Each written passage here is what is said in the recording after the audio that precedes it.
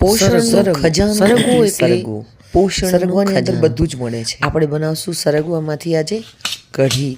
તો કઢી છે જે એની અંદર તો ખોરાકના બધા જ તત્વો મળશે તમને.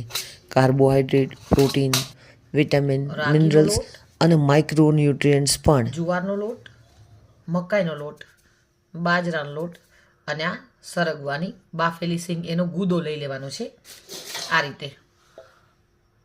એમાં એડ કરશું ગાજર, શિમલા મરચાં, સરગવાના પાન, આદુ ને લીલું લસણ અને આ કોબી. એનો વઘાર કરવા માટે આદુ લસણ, ડુંગળી, શિમલા મરચાં અને કોબીજ.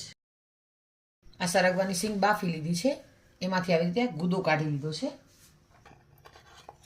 1 વાટકી મકાઈનો લોટ, 1 વાટકી જુવારનો લોટ, 1 વાટકી રાગીનો લોટ, બાજરાનો લોટ, ઝીણું સમારેલું આદુ લસણ, સરગવાના પાન, ગાજર, કોબી, લાલ મરચું, થોડુંક મોયણ માટે તેલ, મીઠું.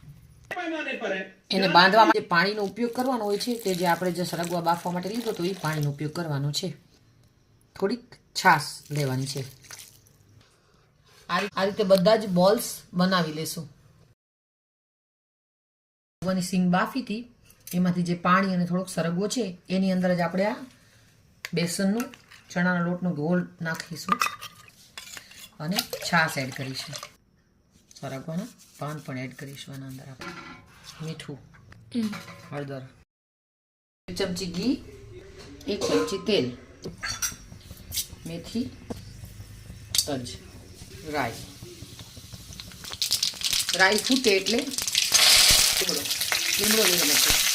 હવે એડ કરીશું તૈયાર કરેલું મિશ્રણ.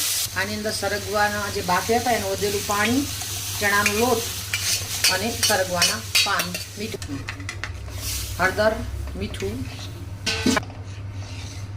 બેસન બધું મિક્સ કરીને બનાવેલું ગોળ એના અંદર નાખ્યું છે. હવે આને આપણે ઉકળવા દેશું.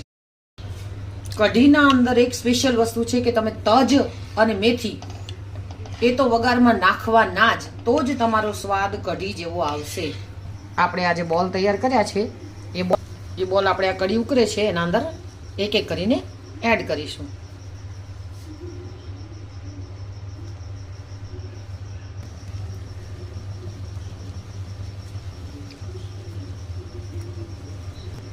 એક એક કરીને બધા જ બોલ આપણે આના અંદર એડ કરી દઈશું. એની ઉપર થોડાક દાણા નાખશું આપણે અને આ ઉકળવા દઈશું કઢીને.